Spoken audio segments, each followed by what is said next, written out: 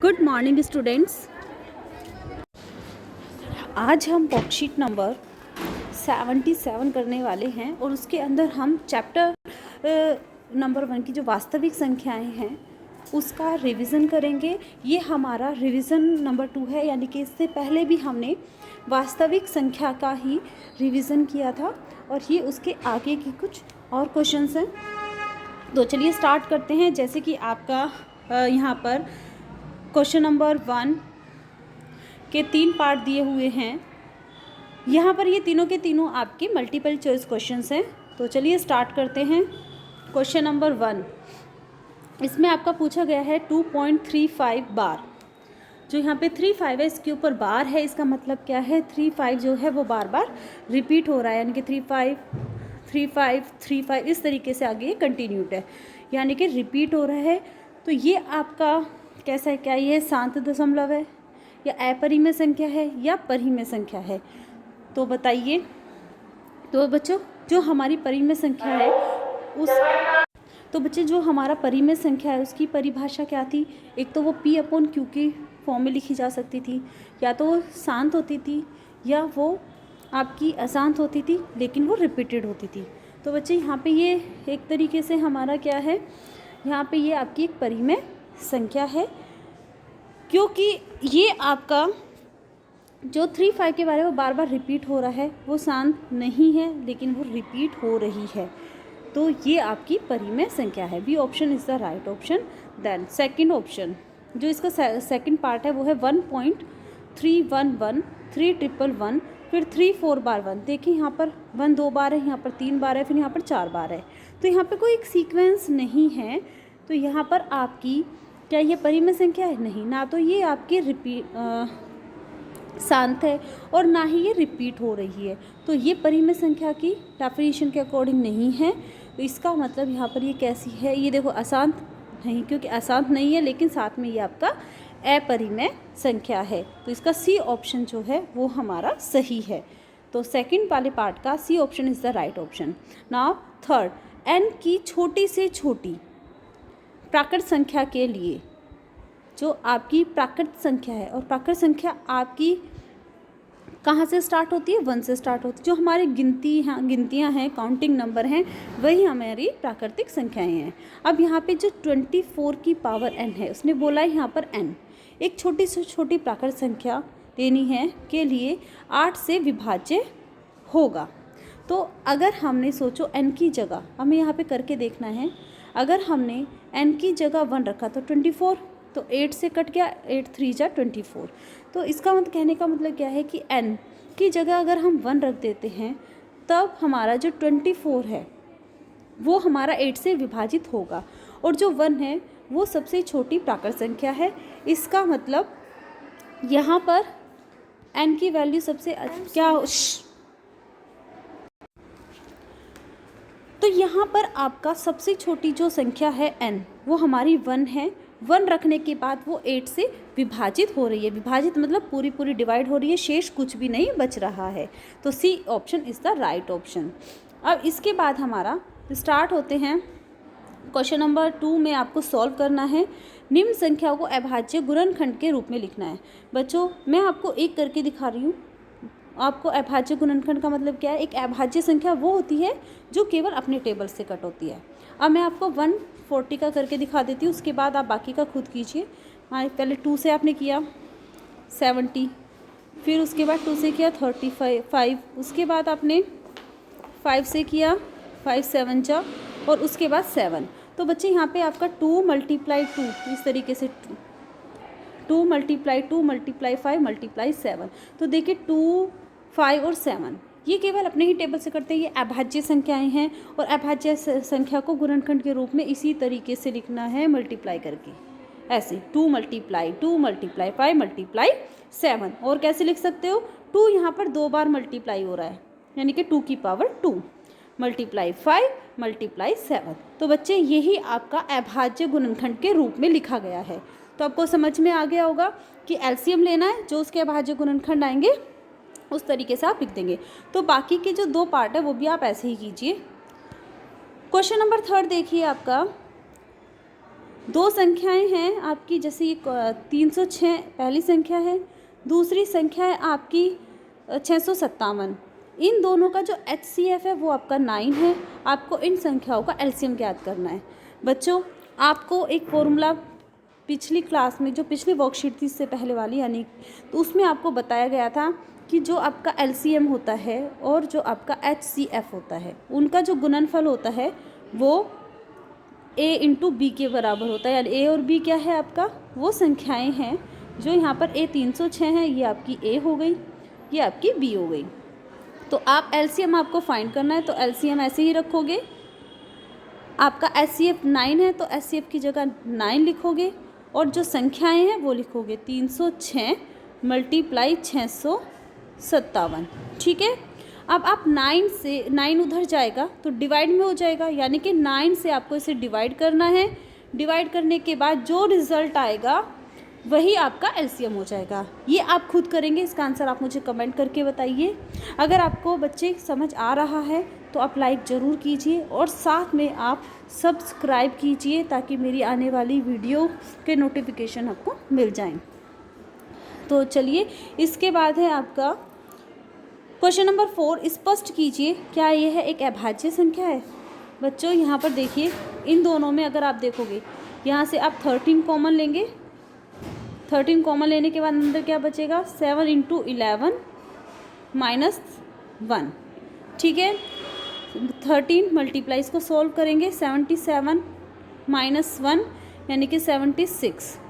ठीक है। अब आपको ये देख लेंगे, ये जो 76 है इसके आपके फैक्टर हैं, एक भाज्य संख्या है, तो आप कह सकते हैं कि इसके 2 से ज़्यादा फैक्टर होंगे। जब आप इसको फैक्टर करोगे, यानी कि इसके गुणनखंड करोगे, तो इसके 2 से ज़्यादा फैक्टर होंगे, तो इसका मतलब ये एक भाज्य संख्या होगी। इसी तरीके से आप इसमें भी देखेंगे, आपका यहाँ पर 5 कॉमन है क्योंकि बीच में प्लस है, इन सब में कॉमन लेंगे।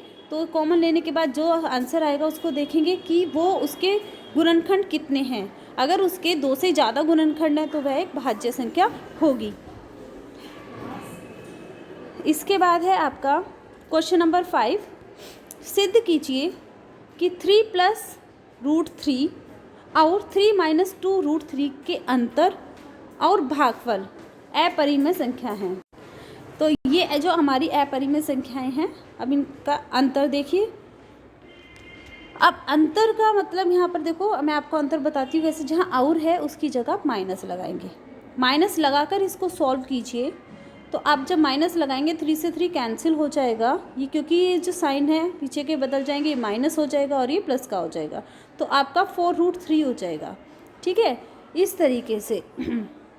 और जो आपका भागफल है, भागफल का मतलब देखो, जो आपका इसका आंसर आया इस तरीके से मैं एक बार वो करके ही दिखा देती हूँ आपको। जैसे 3 प्लस 2 रूट 3, माइनस लगाया, 3 माइनस 2 रूट 3। जब आप माइनस से ओपन करेंगे 3 प्लस 2 रूट 3, ये -3 जब ओपन होगा, माइनस हमेशा क्या होता है, अगर बाहर माइनस है तो अंदर के सारे साइन बदल जाएंगे, बस इतना याद रखिए, कभी गलती नहीं करोगे।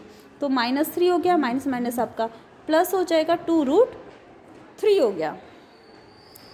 इसके बाद तो इस तरीके से देखिए, +3 है, ये -3 कैंसिल हो जाएगा, आपका जो आंसर आएगा इसका आएगा 2 रूट 3। क्या यह है 2 रूट 3 आपकी भाज्य संख्या है या मतलब अपरिमेय संख्या है? तो आप कहोगे यस, क्योंकि आपका जो 4 रूट 3 है वो आपकी एक अभाज्य संख्या है। सॉरी, अभाज्य कह रही हूँ मैं, क्या है, अपरिमेय संख्या है। तो इस तरीके से ये तो क्लियर हो गया कि अंतर जो है वो आपकी अपरिमेय संख्या है। अब पूछे भागफल। भागफल का मतलब क्या है बच्चे, डिवाइड करने के बाद भागफल आएगा।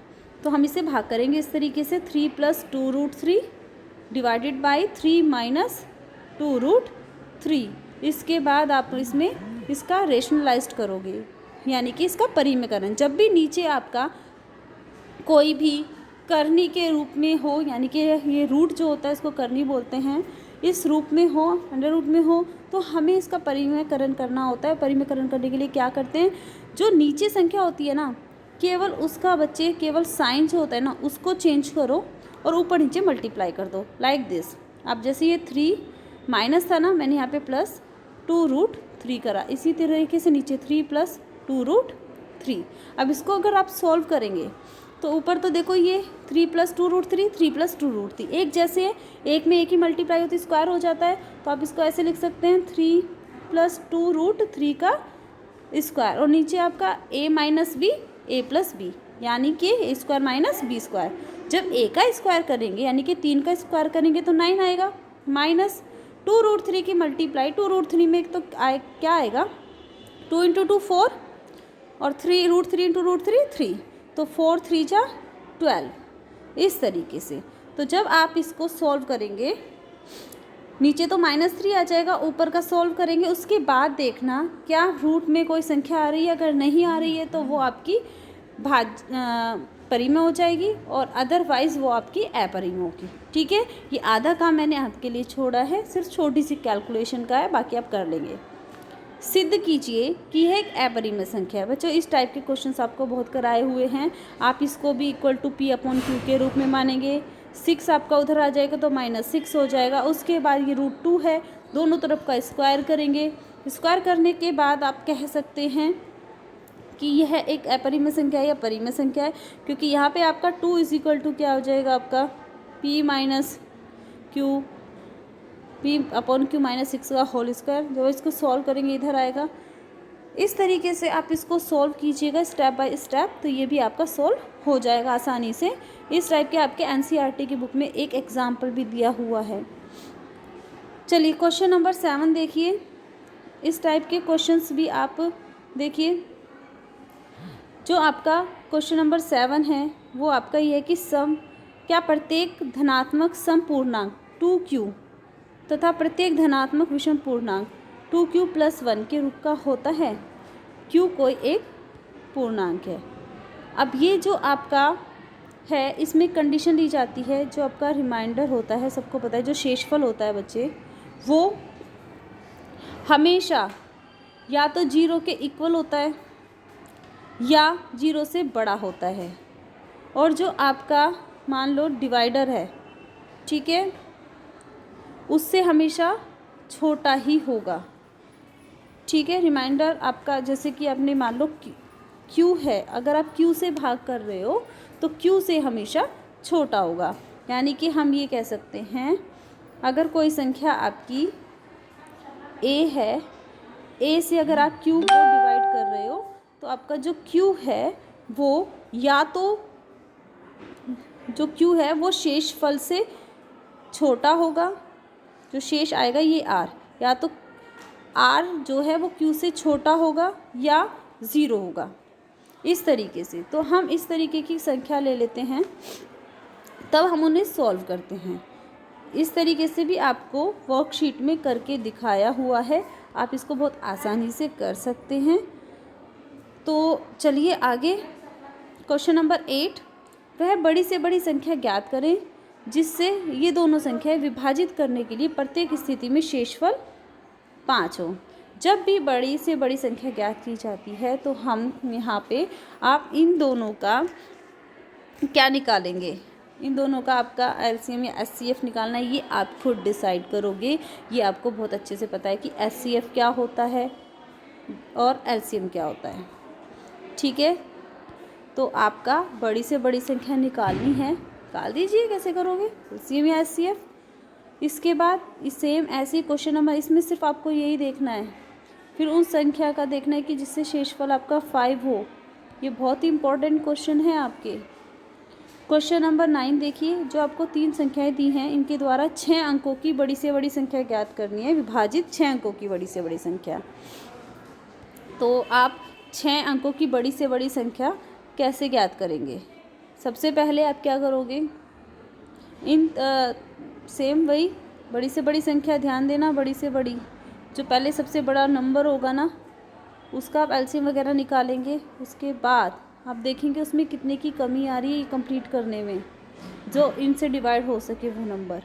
मैंने आपको हिंट दिया है बच्चों, इन क्वेश्चन को मैं सिर्फ आपको हिंट ही दे रही हूँ, क्योंकि सॉल्व इसलिए नहीं करी, एक तो वीडियो बहुत लंबी हो जाएगी, और दूसरा आपका माइंड उतनी तेज़ी से वर्क नहीं करेगा। आप कम से कम आप अपनी बुक को उठाकर देखिए, ये सब आपके एग्जाम्पल्स में हैं।